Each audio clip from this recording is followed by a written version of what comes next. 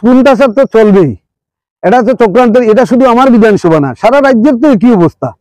2-4টা রাস্তা ভালো, বাগবাসা বিধানসভা কেন্দ্রের জাতীয় সড়ক লাইফলাইন, যেটা আমাদের চুরাইবাড়ি থেকে আসাম আগরতলা রাস্তা, যেটা আজকে 3 মাস হয়েছে না, ইতিমধ্যে এই রাস্তা ভেঙে চুরমার হয়ে যাচ্ছে। রাজ্যে তো বিজেপি পরিচালিত মানিক শাহ সরকার, দিল্লিতে কার সরকার? বিজেপি সরকার।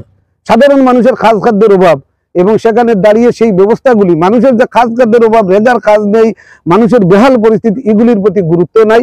শুধুমাত্র ধর্মের নামে বিভাজন করা, আর কিছু কিছু নেতারা বুটের মুখে দাঁড়িয়ে তারা শুধুমাত্র সিপিআইএম এর বিরুদ্ধে, সিপিআইএম এর বিধায়কের বিরুদ্ধে তারা অপপ্রচার করছেন।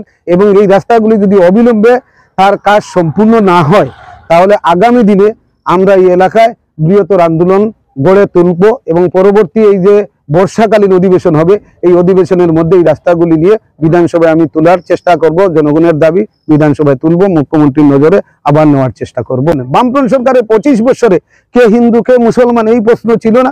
আপনারা দেখছেন গত 2 দিনের ঈদ উৎসব কি ঘটনা করছে রাজ্যের মধ্যে। রাজ্য সরকার আছে, রাজ্য সরকার আছে, কে কি খাবে? এটা বামফ্রন্টের সময় এই প্রশ্ন ছিল? এই প্রশ্ন ছিল না। এখন গণহত্যার নামে মানুষকে বিভ্রান্ত করা, এটাই এই রাজ্য সরকার যারা পরিচালনা করছেন, তারা মানুষকে বিভ্রান্ত করে এক একজন নেতা কোটি কোটি টাকার মালিক।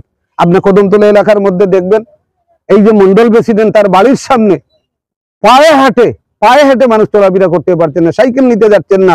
উনি মন্ডল প্রেসিডেন্ট হওয়ার পর বাড়িতে 2তলা বিল্ডিং এর কাজ শুরু হয়ে গেছে।